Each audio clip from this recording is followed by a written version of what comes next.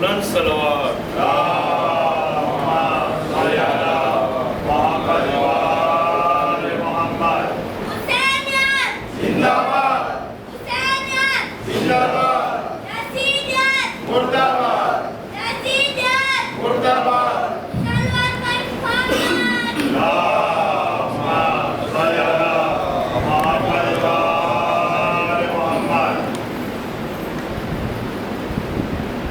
السلام علیکم ورحمۃ اللہ وبرکاتہ. فاتحہ.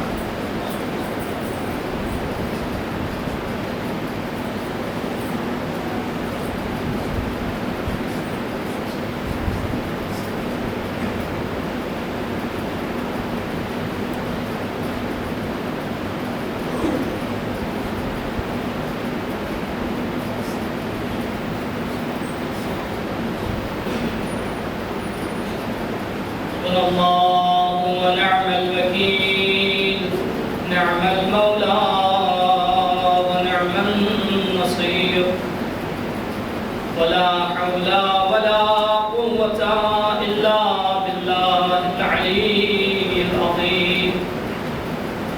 أعوذ بالله من الشيطان الرجيم. بسم الله الرحمن الرحيم. الحمد لله رب العالمين، والحمد لله الذي هدانا لهذا وما كنا لنهتدي لولا أن هدانا الله، والحمد لله الذي لم يتخذ صاحبة ولا ولدا ولم يكن له شريك في الملك ولم يكن له ولي من الذل وكبره تكبيرا. ثم الصلاة والسلام والتحية والإكرام على سيد بريته وأفضل خليقته محبوب رب المشرقين والمغربين جد الحسن والحسين مولانا ومولى الثقلين نبي القاسم المصطفى محمد. اللهم صل على محمد وعلى آل بيته الطيبين الطاهرين المعصومين المنتجبين المطهرين الذين أذهب الله عنهم الرجس وطهرهم تطهيرا.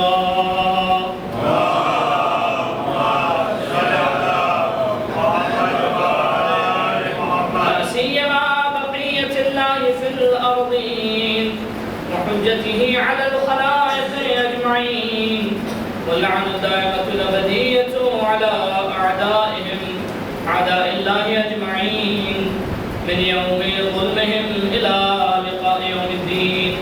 أما بعد، فقد قال الله تبارك وتعالى في كتابه الحكيم وقوله الحق وهو أصدق القائلين.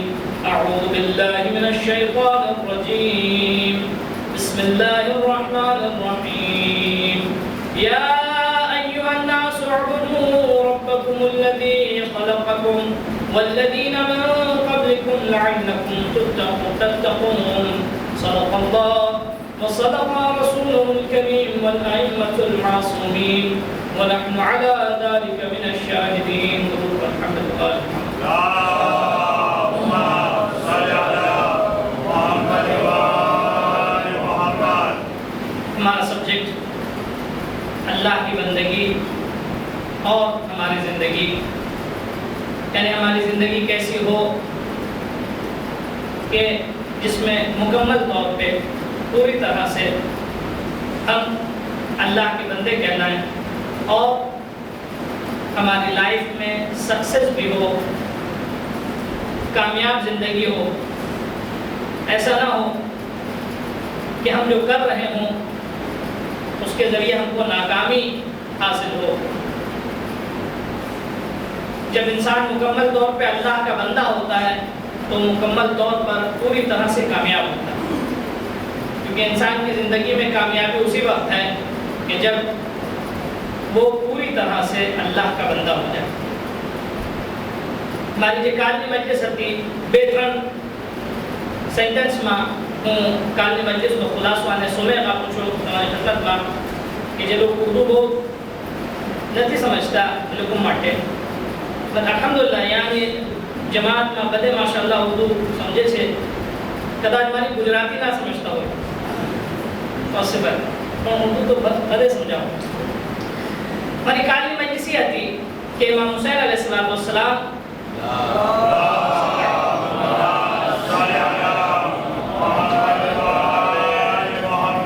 ની આઝાદારી એક મિશન છે અને એક મૂવમેન્ટ છે.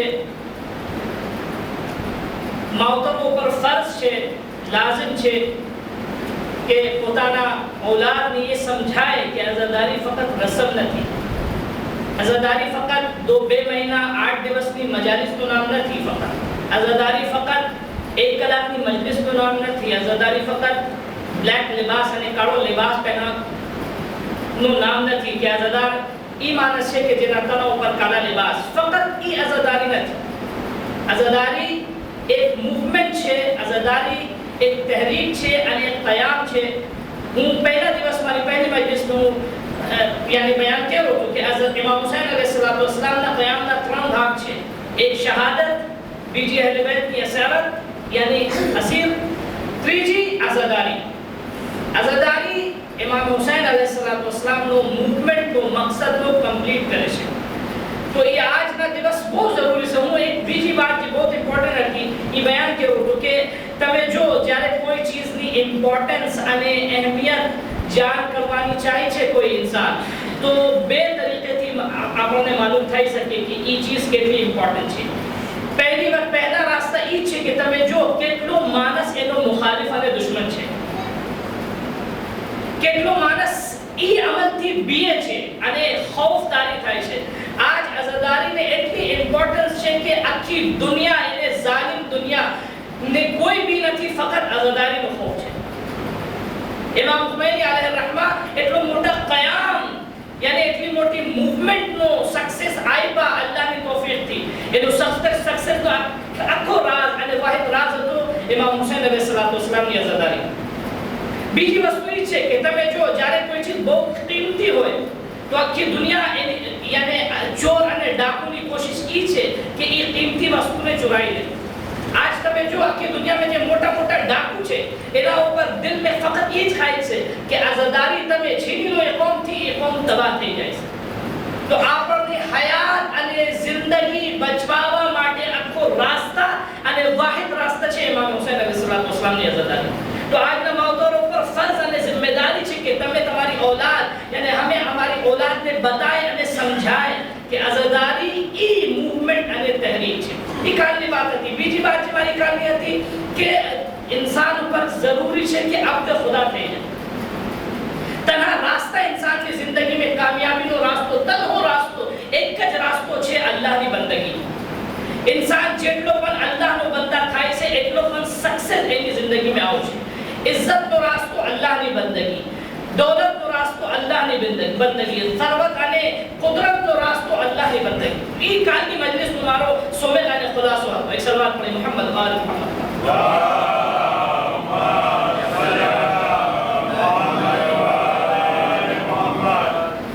तो हमें जरूरी है कि हमें इस अहम मूवमेंट को, इसको तहरीक बना के हमें पेश करना होगा. हमको इस तहरीक को बाकी रखना होगा. मैं एक बात और आपकी खिदमत में अर्ज करता चलूं. अक्सर होता क्या है कि जैसे अब तक होता आया है वैसे ही होना चाहिए. काल मैं अभी तौहीन नहीं कर रहा हूँ, इंसल्ट नहीं कर रहा हूँ, अल्लाह सबको सलामत रखे. आज़ादारी इमाम हुसैन अलैहिस्सलाम में अगर इखलास के साथ इंसान जैसा भी अच्छा काम कर रहा है उसको अल्लाह कबूल करे. कभी किसी आज़ादार की तौहीन नहीं करनी चाहिए, कभी किसी आज़ादार इमाम हुसैन की इंसल्ट नहीं करना चाहिए. हर आदमी अपने एतबार से अपने तौफीक के एतबार से जितना उसकी नॉलेज है, जितना उसकी मालूमात है, अगर कोई इमाम हुसैन अलैहिस्सलाम के गम में भाग ले रहा है तो इनको उसको इनकरेज करिए, कभी उसकी तौहीन ना करिए. लेकिन एक चीज का हमें ख्याल रखना होगा कि अगर कोई کام اگر صحیح راستے سے ہٹ رہا ہے، میں نے کل کہا تھا کہ دشمن کی پوری کوشش یہ کہ صحیح راستے سے ہٹا دو. مثال کے طور پہ امام حسین کے غم میں نوحہ ضروری ہے. آپ کو میں بتاؤں، میدان منی میں ایک شاعر امام صادق علیہ السلام کے پاس آتا ہے. صلوات پڑھیے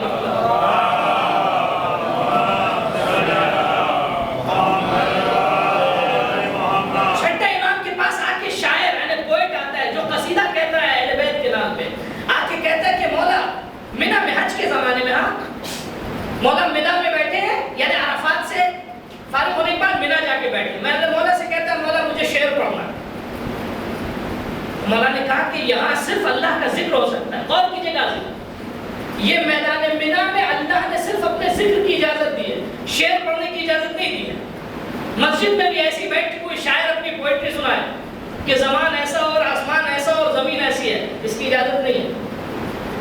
لیکن پھر شاعر کہتا ہے کہ نہیں مولا، میں امام حسین کا مرثیہ پڑھنا چاہتا ہوں. اللہ اکبر. امام صادق علیہ السلام نے کہا اس دیکھیں کیا ہے کہ منی میں صرف ذکر خدا کی اجازت ہے، ذکر خدا کے علاوہ کسی چیز کی اجازت نہیں. شاعر جب کہتا ہے کہ مولا میں امام حسین کا مرثیہ پڑھنا چاہتا ہوں، امام صادق علیہ السلام فرماتے ہیں رکو. ایک مرتبہ خیمہ لگوایا، خیمہ لگوانے کے بعد پردہ لگایا بیچ میں، عورتوں کو لیڈیز کو ایک طرف رکھا اور ایک طرف مردوں کو رکھا. اس کے بعد شاعر سے کہا کہ شعر پڑھو. شاعر نے امام حسین علیہ السلام کا مرثیہ پڑھنا شروع کیا اور امام رونے لگے. کہا کہ ایسے نہیں پڑھو جیسے تم اکثر امام حسین علیہ السلام کا مرثیہ پڑھو ویسے مرثیہ پڑھو. عزیزو آپ غور کیجئے، منی میں اللہ کے ذکر کے علاوہ کوئی دوسرا عمل جائز نہیں ہے. چھٹے امام سے جب شاعر نے امام حسین کے مصائب کا اجازت یعنی مصائب کی پرمیشن مانگی، امام نے کہا رکو. نہ صرف یہ کہ اجازت دی بلکہ خیمہ لگایا، گھر کی عورتوں کو بھی بٹھایا. یعنی اس کا مطلب امام حسین کا ذکر خدا ہے. ذکر حسین ذکر خدا. امام نے تعریف کی ہے اس کی، یعنی امام نے پروموٹ کیا ہے. آپ کو معلوم ہے چوتھے امام کے زمانے میں حالات ایسے نہیں تھے کہ اتنی آسانی سے یہ جو آج آپ مجلس کرتے ہیں نا، یہ جو ہمارے مجلس پڑھتے ہیں مثال کے طور پہ اتنے شان سے جلوس اٹھتا ہے دنیا میں، مثال کے طور پہ ایسٹ ویسٹ دنیا میں ہر جگہ جلوس ہو رہا ہے، ماتم ہو رہا ہے. یہ کب سے رائج ہوا ہے؟ یہ پانچویں امام کے زمانے میں بھی اتنا زیادہ نہیں ہوا تھا. پانچویں امام آپ نے سنا ہوگا، یہ روایت اس زاویے سے سنیے گا، اس اعتبار سے سنیے. پانچویں امام کی وصیت تھی. کیا وصیت تھی سنیے گا. پانچویں امام نے جب آخری وقت آیا آپ کا تو آپ نے تقریباً 7,000 درہم چھوڑا، چھٹے امام کے حوالے کیا. کہا بیٹا تم یہ پیسہ رکھو اور منی میں 10 سال تک میرے جد کا آنے ہم اہل بیت کا مصائب بیان کرنا. کہاں؟ منی میں عزادارہ. غور کیجئے گا، یعنی اس پانچویں امام کے زمانے میں بھی تھا لیکن ایسے حالات نہیں تھے کہ کھل کے مجلس ہو سکے. چھٹے امام کے زمانے سے اتنی کھل کے مجلس ہوئی ہے. کیوں؟ اچھا جب چھٹے امام کے زمانے میں مجلس ہونے لگی تو کبھی کبھی بنی عباس یعنی بنی عباس کا خاص کر بنی امیہ کا تو زوال ہو گیا تھا. بنی عباس کے جاسوس آتے تھے، جب رونے کی آواز باہر جاتی تھی نا تو جاسوس آ کے بیٹھ کے دیکھتا تھا کہ اندر کیا ہوگا. تو امام کے صحابی جو ہے جاسوسوں کو باہر کرتے تھے کسی نہ کسی بہانے سے. آج بھی یاد رکھیے گا، آج بھی جاسوس بڑی بڑی جگہوں پہ کہ جہاں بہت زیادہ جو ہے میسج جا سکتا ہے وہاں جاسوس آ کے بیٹھتا ہے، دیکھتا ہے کہ کیا میسج یہاں سے جا رہا ہے. کیوں؟ کیونکہ دشمن کیوں جاسوس بھیجتا ہے؟ دشمن اس لیے جاسوس بھیجتا ہے کیونکہ دشمن کو ڈر ہے کہ کہیں یہ ذکر انقلاب نہ لیا، کہیں ذکر سے دشمن کا تختہ نہ پلٹ جائے. تو امام حسین علیہ السلام کی ذکر یعنی امام حسین علیہ السلام کی یاد یعنی اہل بیت کا مسائب موومنٹ ہے، فقط رسم و مجلس نہیں. یہ میرا کل کا میسج تھا عزیزوں. آج میں اپنی بات پہ آ رہا ہوں کہ دیکھیں انسان، کل میں نے اشارہ کیا تھا، آج تھوڑا ڈیٹیل سے بتاؤں گا. انسان جو دو، یا اللہ کا بندہ ہو سکتا ہے یا شیطان کا بندہ، یا عبد الرحمن ہوگا یا عبد شیطان ہوگا، یا عبد جو کہ القلب حرم اللہ، یہ دل جو ہے انسان کا، یہ قلب جو انسان کا ہے یہ اللہ کا گھر ہے. اللہ کے گھر میں صرف اللہ رہ سکتا ہے. ایسا نہیں ہو سکتا کہ انسان اللہ کو بھی اپنے دل میں جگہ دے، شیطان کو بھی اپنی جگہ دے. ایک سامنے کا چھوٹا سا ایگزامپل دے، 2-3-4 ایگزامپل اور میں دوں گا. مثال کے طور پہ انسان نماز پڑھتا ہے، نماز میں یا تو اللہ خوش و راضی ہوگا یا بندے کو راضی کر سکتا ہے، خوش کر سکتا ہے. ہم مجلس کراتے ہیں، مثال کے طور پہ چیریٹی کرتے ہیں، ہزاروں لوگوں کو کھانا کھلاتے ہیں، ہزاروں لوگوں کو تبرک دیتے ہیں، ہزاروں لوگوں کو نیاز کراتے ہیں. اس میں یا تو امام حسین خوش ہوں گے یا تو لوگ خوش ہوں گے. یعنی ایسا نہیں کہ انسان یہ بھی چاہے کہ لوگ بھی آ کے تعریف کریں. مثال کے طور پہ میں مجلس پڑھ رہا ہوں بیٹھ کے، یا تو ہم مجلس اس لیے پڑھیں ایسی ایسی بات کریں. مثال کے طور پہ ابھی تو الحمدللہ یہاں ایسا کچھ نہیں ہوا ہے، لیکن اکثر جگہ پہ جب مجلس پڑھنے جاتے ہیں تو ہر آدمی آ کے کہتا ہے کہ مولانا آپ آج یہ پڑھیے، کل کوئی کہتا ہے مولانا آج آپ یہ پڑھیے. ہر آدمی اپنا اپنا ٹیسٹ لے کر آتا ہے مولانا کے پاس. مولانا بیچارہ نہیں ہو گیا، کھچڑی ہو گیا کہ سب کی بات ملا کے بیان کرتا ہے. نہ عزیزوں، یہ ہر آدمی کو انسان ممبر پہ بیٹھ کے خوش نہیں کر سکتا. یا تو انسان بندے کو خوش کر لے یا تو اللہ کو خوش کر لے ایک وقت میں. تو یا تو شیطان راضی ہوگا یا اللہ رحمان راضی ہوگا. یا تو انسان عبد شیطان ہوگا یا تو عبد رحمان ہوگا. اگر انسان عبد شیطان ہو گیا، میں نے جناب ابو ذر کے لیے جو مولا کائنات نے حدیث بیان کی تھی کہ اگر انسان عبد رحمان ہو گیا، اللہ کا عبد و بندہ ہو گیا، تو چاہے ساری دنیا ناراض ہو جائے، ساری دنیا مخالف ہو جائے، بندے خدا کو کوئی نقصان نہیں پہنچ سکتا. دنیا چاہے گی مٹانا لیکن مٹا نہیں سکتی. میں نے کل ایک ایگزامپل کا اشارہ دیا تھا، میں کیا کروں، یہ بہترین ایگزامپل ہے آج کی دنیا کے لیے، بہترین سیمپل ہے. دیکھیں دنیا میں کتنی کنٹریز ہیں مسلمز کی، کتنی کنٹریز ہیں مسلمز کی؟ سیکنڈ تھرا کم از کم 53 کنٹریز ہیں مسلمز کی. ٹھیک ہے، 53 کنٹری میں ابھی کچھ دنوں کے بعد تھوڑا اور ہو سکتا ہے، خدا نہ کرے بڑھ جائے، اللہ نہ کرے بڑھے. دعا کیجیے گا، یہ بہت بڑا نقصان ہوگا. مڈل ایسٹ میں ایک بہت بڑا ڈیویشن ہے، بہت بڑا چینج آئے گا. اس سے بہت بڑا نقصان ہوگا اہل بیت کے چاہنے والوں کا. نماز شب اگر آپ پڑھتے ہیں تو نماز شب پہ دعا کیجیے گا کہ ریفرینڈم سکسیس نہ ہو پائے کردستان کا. آپ کو معلوم ہے اتنی کنٹریز ہیں، 53 سیکنڈ تھرا کنٹریز، 53 کنٹریز میں اتنی مسلمان کنٹریز ہیں، لیکن جتنے بھی بڑے بڑے شیطان ہیں دنیا کے، ان کو کسی سے خوف نہیں ہے. صرف ایک ملک سے خوف ہے اور ایک چھوٹے سے سنگھٹن سے خوف ہے. یعنی ایران ایک ملک ہے نا. کیوں ایران سے کیا خوف ہے؟ کیا وہاں پر مثال کے طور پہ گولڈ زیادہ ہے، وہاں ٹینک زیادہ ہے، میزائل زیادہ نہیں؟ عزیزوں، گولڈ اور ٹینک مثال کے طور پہ بم اور ایٹم بم، ایٹم بم تو شیطانوں کے پاس بھرا ہوا ہے. آج دنیا میں سب سے زیادہ جو ہے ایٹم بم اسرائیل کے پاس ہے، سب سے زیادہ ایٹم بم امریکہ کے پاس ہے، سب سے زیادہ ایٹم بم بڑے بڑے شیطان جو دنیا میں ان کے پاس ہے. کیا ان کو ایٹم بم کا خوف ہے؟ نہ عزیزوں، نہ ایٹم بم کا خوف ہے، نہ ہائیڈروجن بم کا خوف ہے. ہائیڈروجن بم کوریا کے پاس ہے. نہ اس کا خوف نہیں ہے، ان کو آئیڈیولوجی کا خوف ہے کہ اس ملک کے پاس علی کی آئیڈیولوجی ہے. علی کی آئیڈیولوجی جس ملک کے پاس ہوگی وہ کبھی بھی کسی کے سامنے سر نہیں جھکا سکتا.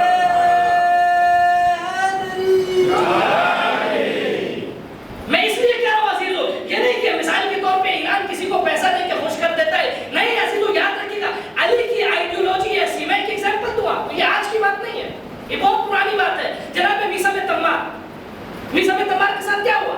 میثا بن تمار کو ظالم وقت نے کہا کہ تو بہت علی کی تعریف کرتا ہے نا،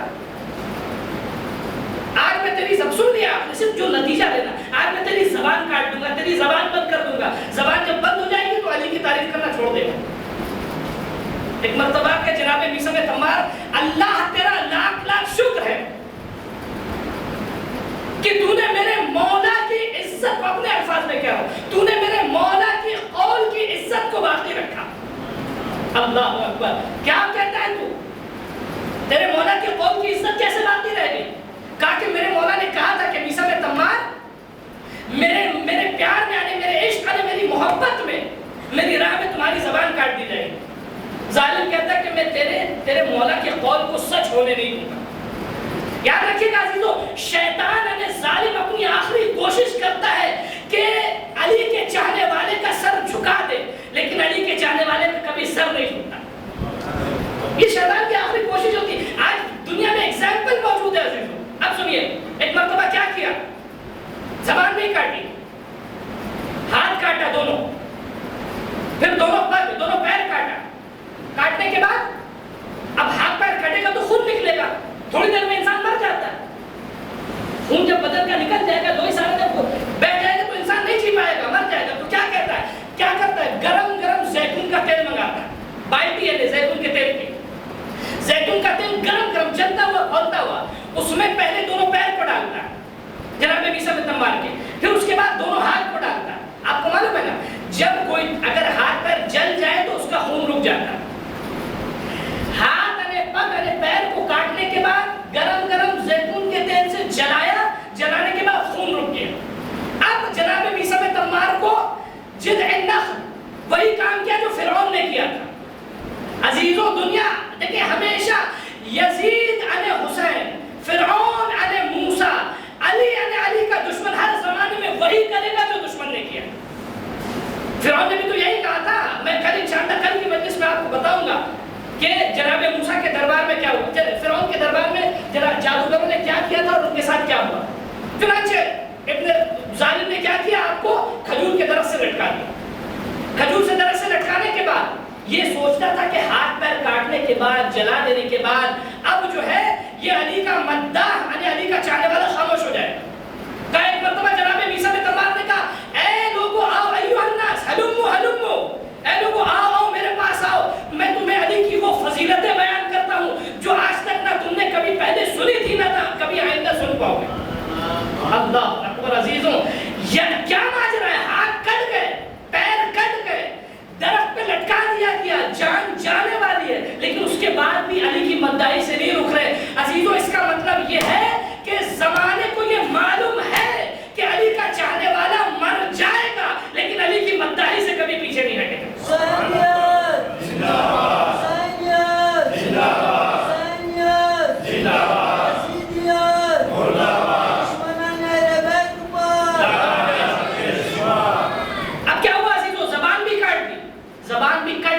بس میں کیا کہنا چاہ رہا ہوں، تو دنیا کو atom bomb, tank, missile, jet کا خوف نہیں ہے، دنیا کو آئیڈیولوجی کا خوف ہے۔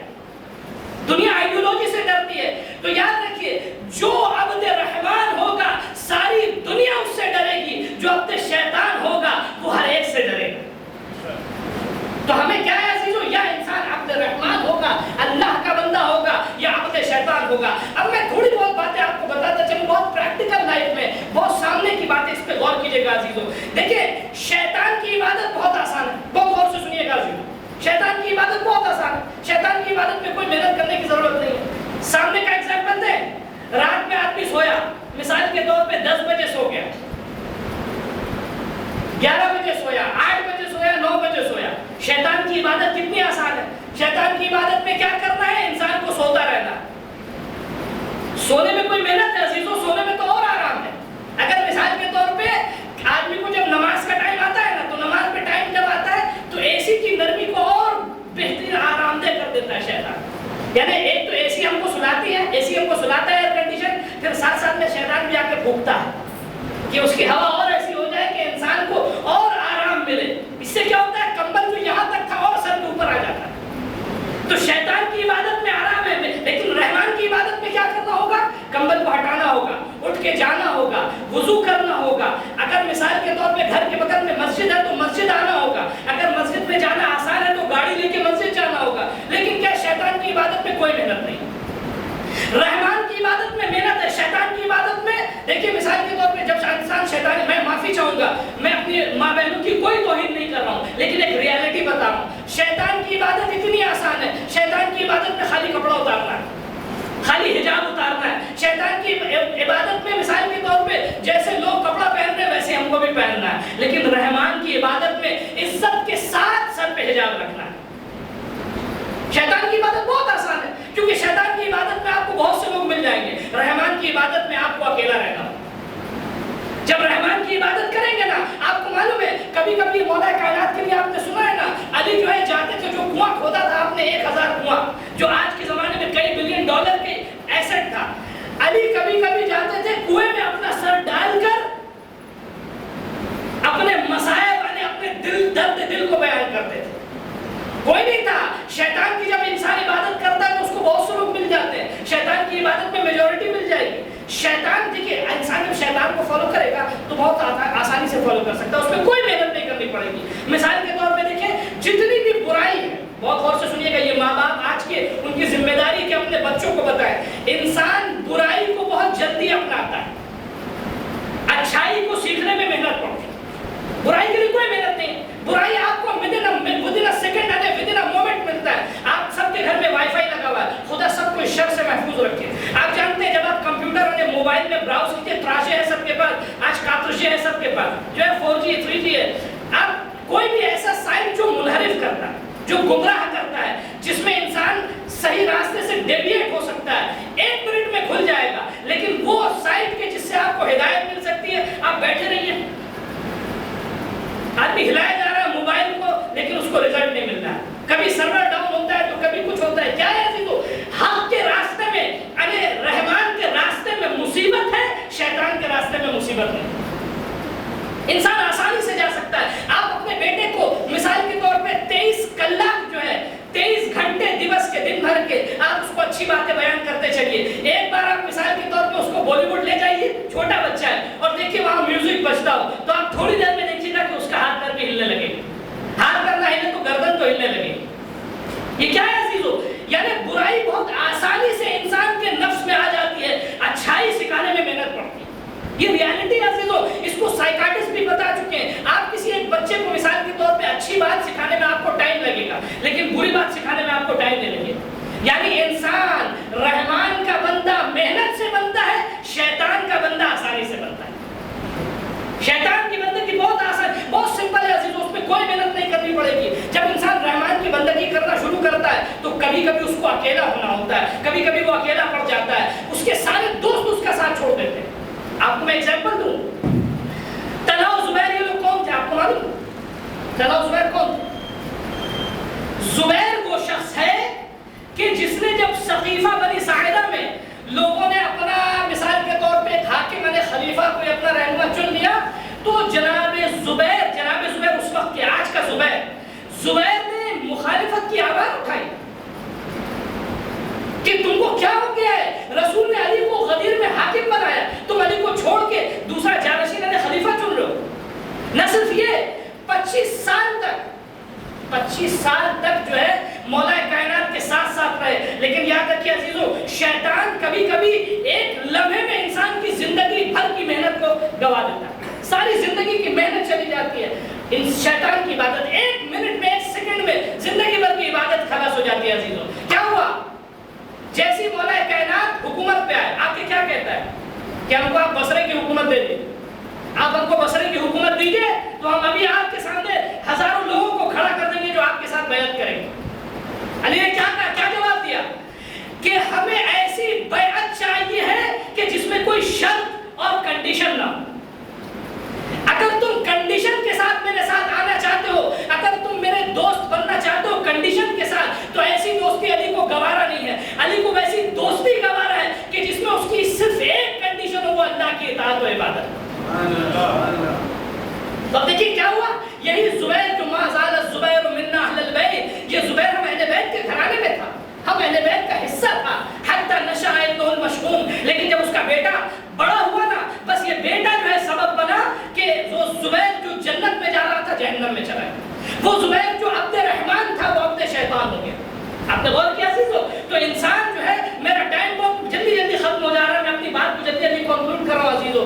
تو انسان کو عبد رحمان بننے میں محنت کرنی ہوگی، عبد شیطان بننے میں محنت نہیں کرنی ہوگی. میں ایک اور بات ریالٹی بتاتا چلو، ایک صلوات پر محمد و آل محمد.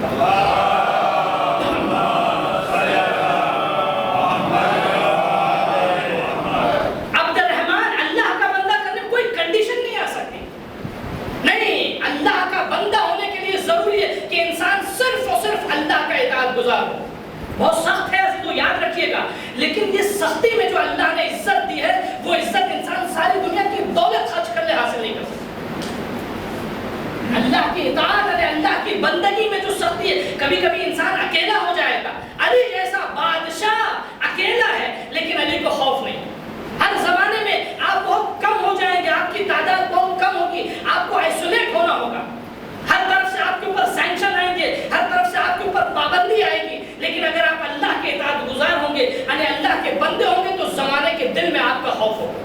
میں نے کل حدیث آپ کی خدمت میں پیش کی تھی عزیزو. تو اب دیکھیں کبھی کبھی کیا ہوتا ہے، انسان کوشش کرتا ہے دونوں کشتی پہ پیر رکھے، تھوڑا ادھر بھی پیر ہو تھوڑا ادھر بھی ہوتا ہے نا عزیزو. مثال کے طور پہ فرض کیجئے سال بھر زندگی بھر آدمی کالا دھن پھر اس کے بعد کیا کرتا ہے کہ تھوڑا دان پون کر دو تو یہ کالا سادہ ہو جائے. ہوتا ہے کہ نہیں ہوتا ہے عزیزو؟ میں آپ کو ایک مثال دوں. آج میں تلاش کر رہا تھا نیٹ میں, انڈیا کی بات کر رہا ہوں میں. بہرحال جہاں جہاں بھی کرپشن ہے آپ سب یہ ہم سے بہتر جانتے ہیں, مجھے آپ کو سکھانا نہیں ہے. کالا دھن جو کماتا ہے وہ کالا دھن وائٹ کیسے, بلیک منی کو وائٹ کیسے کرے. میں دیکھ رہا تھا گوگل میں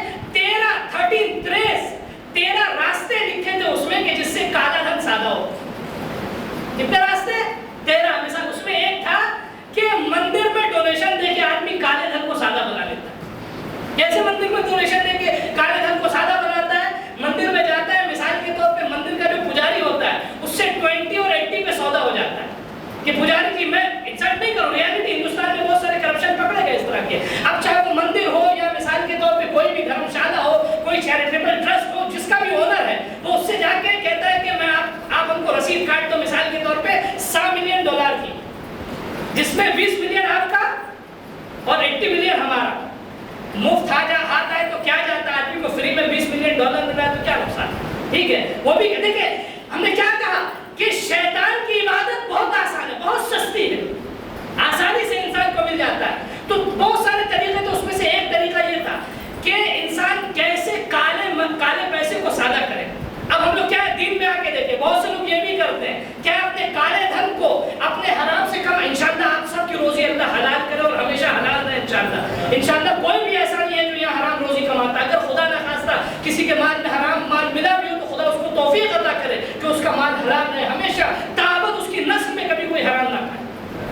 عزیزوں دیکھیں اب کیا کرتا ہے, وہ سوچتا ہے کہ ہم تھوڑا سا اگر کار خیر کر دیں تو میرا سارا بلیک منی وائٹ ہو جائے گا.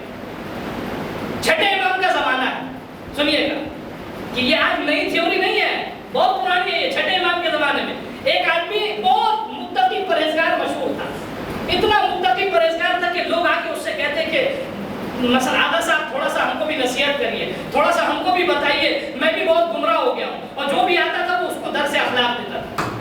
بہت غور سے سنیے گا عزیزو. اب ایک مرتبہ آ کے اس سے امام, چھٹے امام نے اس کا بہت مشہور تھا کہ کیا بات ہے, کیا کرتا ہے یہ آدمی جو اتنا مشہور ہے. ایک مرتبہ چھٹے امام نے کہا آج اس کو دیکھتے ہیں. دیکھا, گھر سے اپنے نکلے, دیکھا یہ آدمی کھڑے ہو کے لوگوں کو واعظ و نصیحت کر رہا ہے, پروچن دے رہا ہے, درس اخلاق دے رہا ہے. چھٹے امام نے دیکھا, بہت خاموشی سے دور سے دیکھا. دیکھنے کے بعد جب درس ختم ہوا, سب اپنے اپنے گھر چلے گئے. یہ آدمی جاتا ہے انار کی دکان میں, بات کرتے کرتے ہلکے سے ایک انار اپنے جھولے میں گرا لیتا ہے. پھر ایپل لینے سیب کی دکان میں گیا, بات کرتے کرتے 1-2 سیب اندر نیچے گرا لیا. کتنا ہوا؟ 2 سیب, 1 انار 1 سیب. روٹی کی دکان میں گیا, بات کرتے کرتے 2 روٹی بھی چرا لی. مثلا 6 روٹی خریدی, 4 کا پیسہ دیا, 2 کو چرا لیا. اس کے بعد اب نکلتا ہے جنگل کی طرف, جا رہا ہے, چھٹے امام بھی اس کے پیچھے جا رہے ہیں. جنگل جاتے جاتے ایسی ایک جھوپڑی پہ پہنچا, ایک بہت ایک پرانا سا گھر, گرنے والا گھر. اندر جاتا ہے, ایک ضعیف اور بوڑھے سے آدمی کو جا کے بیٹھ کے اپنے ہاتھ سے کھلاتا ہے. ہوں چیریٹی کروں شو, بہت نیک کام کر رہا ہوں میں, بیٹھ کے کھلا رہا پیار سے, الحمدللہ, سبحان اللہ, لا الہ الا اللہ, ماشاءاللہ, اللہ میں نے توفیق عائد کی, ہوں کار خیر کروں شو. بس ذکر کر کر کے تسبیح پڑھ پڑھ کے اس کے منہ میں کھلایا. میں آج کی زبان میں کہہ رہا ہوں, وہ اپنی زبان میں کہہ رہا ہوں. چنانچہ عزیزو ہو گیا, کھلا دیا. جیسے باہر نکلا, چھٹے امام نے کہا کہ یہ کیا کیا تم نے؟ کہا کہ مولا آپ نے دیکھا نہیں کیا کیا, آپ تو ہم کو, آپ کی بات سے ہم کو لگ رہا ہے کہ آپ ہم کو آبزرو کر رہے تھے, دیکھ رہے تھے, جاسوسی کر رہے تھے میرے پیچھے پیچھے. کہا میں نے کیا کیا؟ کہا کہ میں نے 2 روٹی, 1 انار 1 سیب جا کے اس کو کھلا دیا. کہا کہاں سے کھلایا؟ کہا علیکم السلام. کہاں سے کھلایا؟ کہا کہ آپ روٹی کی دکان سے روٹی چرائی, انار کی دکان سے انار چرایا, سیب کی دکان سے سیب چرایا. بہت سنیے گا, بہت ساری چرانے کے بعد ایک مرتبہ لے جا کے میں نے اس غریب کو کھلا دیا. کہا کہ تیرا عمل قبول ہے؟ کہا کہ کیسی بات کرتے ہیں آپ, کہ بھی بات کرو شکر میں مولا, آپ نے قرآن نہیں پڑھا؟ کہا کیا ہے قرآن میں؟ کہا من جاء بالحسنۃ فلہ عشر امثالھا, اگر کوئی نیکی انجام دے گا تو اس کو 10 ثواب ملے گا. میں نے 4 نیکی انجام دی ہے, بے روٹی, 2 روٹی, 1 انار 1 سیب, تو میرے اکاؤنٹ میں کتنا ثواب آیا؟ 40 آیا. اگر میں برائی کروں تو ہر گناہ کا فلا یجزا الا مثلہ, اگر گناہ کرے گا انسان تو برائی کا صرف 1 اس کو عذاب ملے گا. مولا آپ کو میتھمیٹکس نہیں آتا, آپ تو اتنا سب کو درس دیتے ہیں,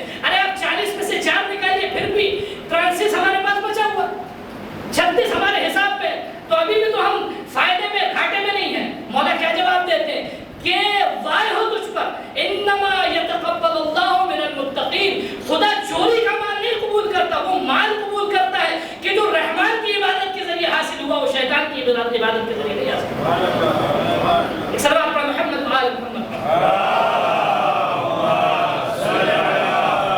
بس اسی تو میرا ٹائم ختم ہو گیا, انشاءاللہ اور ڈیٹیل میں کل بیان کروں.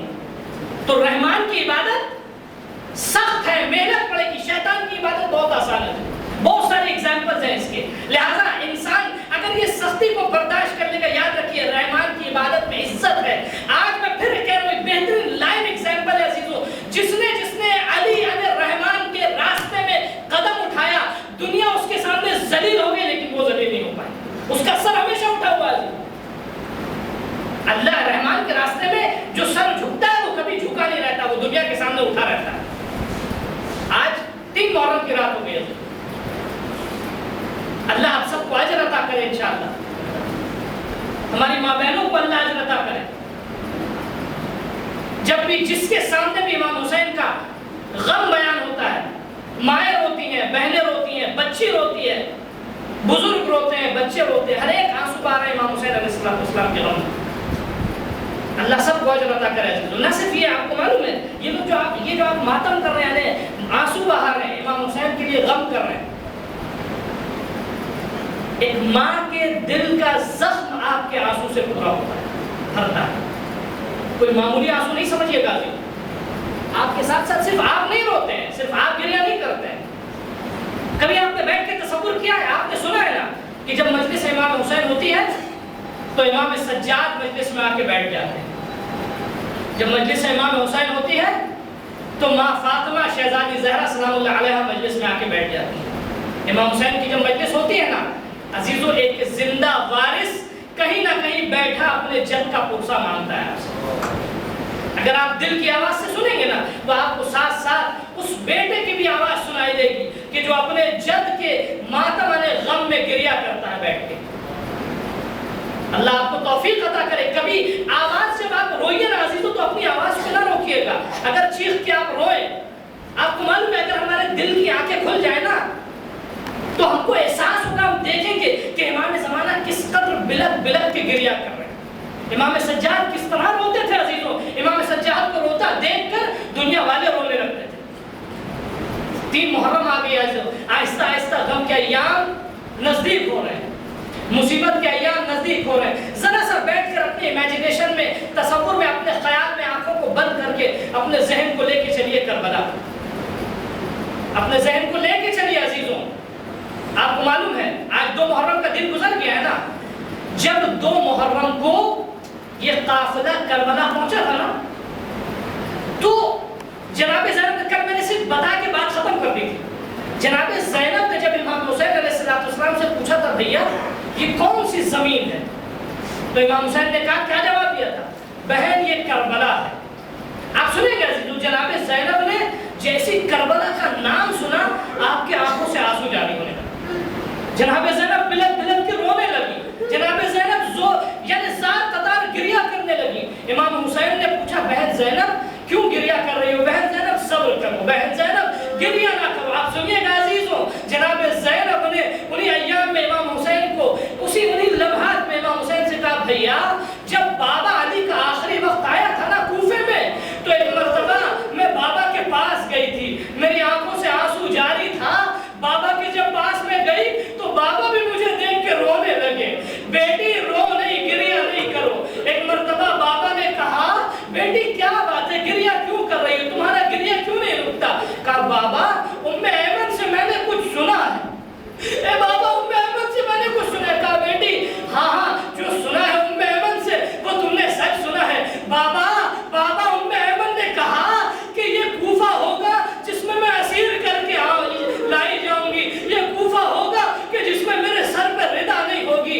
ہاں بیٹی صحیح سنا ہے. بابا ام ایمن نے کربلا کا بھی واقعہ سنایا, میرے بھائی حسین کو شہید کر دیا جائے گا, میرے گود کا پالا علی اکبر شہید کر دیا جائے گا. اے بیٹی زینب بس اتنا سوچ لو, اتنا سن لو, ارے کربلا میں جو تم پر مصیبت آئے گی, کوفہ اور شام میں جو تم پر مصیبت آئے گی, اس مصیبت کو کوئی برداشت نہ کر پائے گا عزیزو. اے بیٹی زینب صبر کرنا. اے عزیزو راستے بھر جناب زینب بار بار اپنے بھائی حسین سے کہتی تھی اے بھائی تمہارا کوئی ناصر و مددگار نہیں ہے, تمہارا کوئی دوست نہیں ہے, اور امام حسین کو جو بھی ملتا تھا امام حسین اس کو بلاتے تھے، اے بھائی آجا میری مدد کرنے کو آجا، میں راہ خدا میں قیام کیا ہے، میں رسول اپنے نانا کے دین کو بچانے کے لیے میں نے قیام کیا ہے۔ اے عزیزوں ایک راستے پہ پہنچے، ایک جگہ پہنچے، امام حسین نے اپنا خیمہ لگایا۔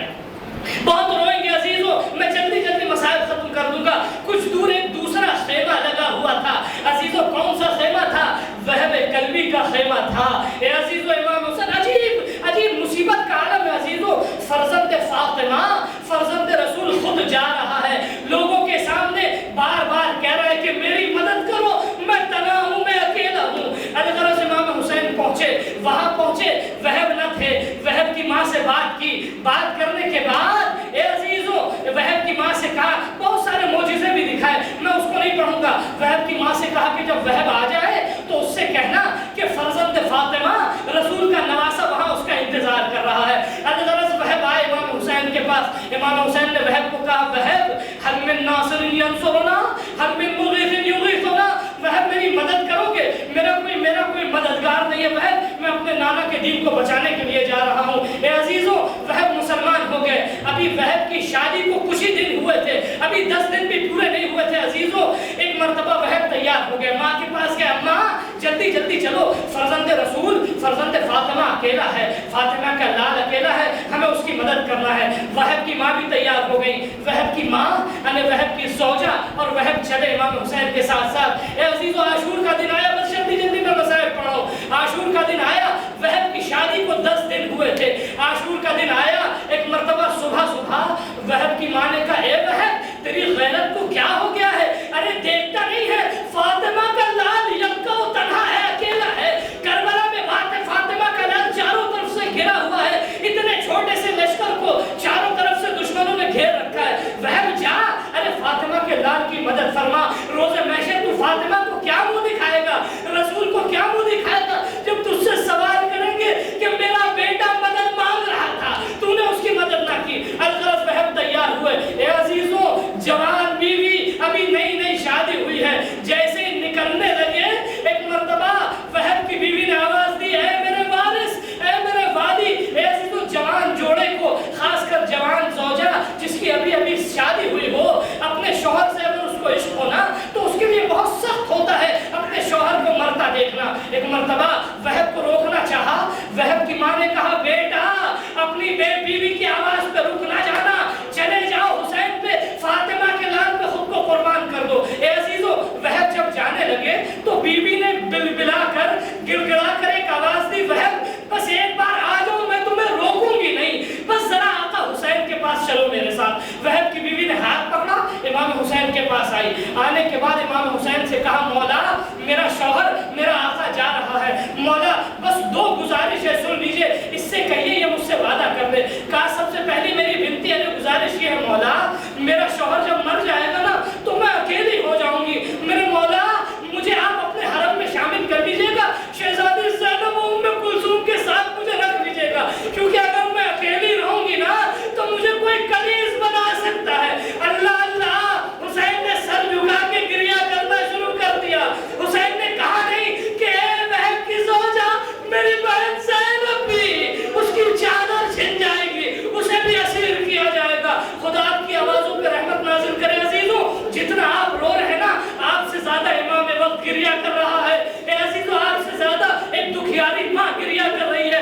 کربلا میں اپنے کانوں کو لے جائیے گا نا تو آج کے دن عجب بکا کی آواز آ رہی ہوگی خیموں کے پیچھے سے، زینب بار دل تڑپ رہا ہوگا۔ دوسری گزارش کیا کی وہب کی زوجہ نے، اے میرے آقا حسین، اے میرے مولا حسین، وہب سے کہیے جب یہ دنیا سے شہید ہو کے چلے جائیں گے، جب ان کو جنت میں حوریں ملیں گی تو یہ ہمیں بھول نہ جائے۔ امام حسین نے زوجہ وہب کو کہا کہ تم میرے حرم میں آ جانا اور تم کو آپ کوئی وہب بھول نہ پائیں گے مرنے کے بعد بھی۔ الغرض وہب گئے عزیزوں بہت غضب، بہت قیامت کا منصب ہے، مسائل ہے عزیزوں، سنیے کا دل پھٹ جائے گا۔ ایک مرتبہ وہب جب گئے تھوڑی دیر قتل کر دشمنوں سے لڑنے کے بعد قتل گاہ سے واپس آئے، واپس آنے کے بعد اپنی ماں کی بارگاہ میں ہاتھ جوڑ کے کہتے ہیں، ارضیت یا اماں، اے اماں آپ کیا ہم سے راضی ہو گئی؟ وہب کی ماں نے کہا نہیں، ارے جب تک تو اپنے پورے خون میں ڈوب نہیں جائے گا، فاطمہ کے لال پر اپنے آپ کو قربان نہیں کر لے گا، میں تجھ سے راضی نہیں ہوں گی۔ اے وہب میں تیرا دودھ نہیں بخشوں گی۔ اے عزیزوں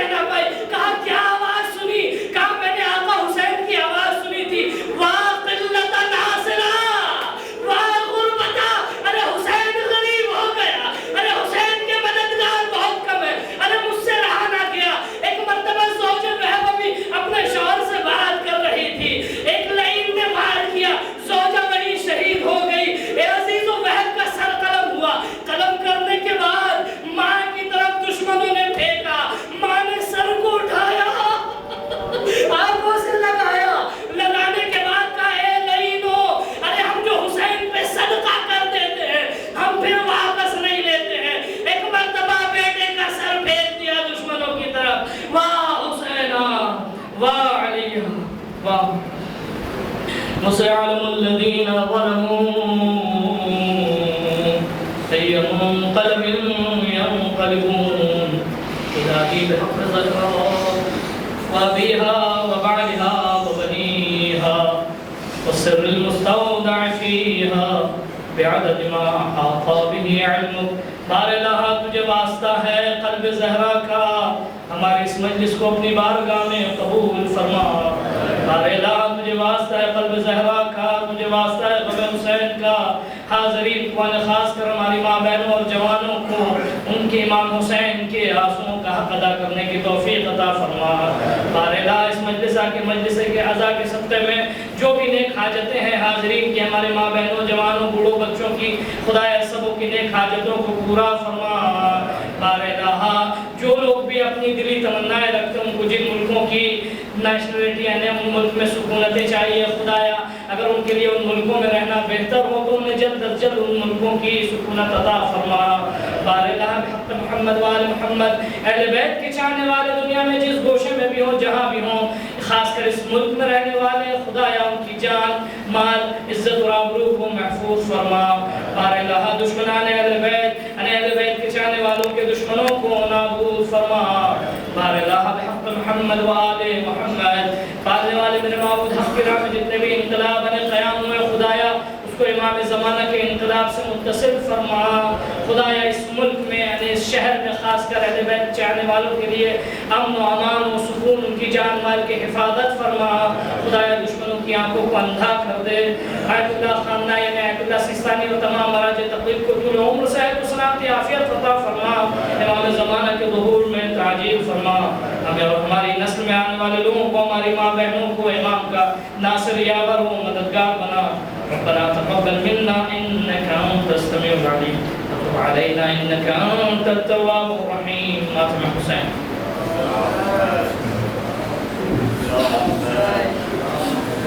یا حسین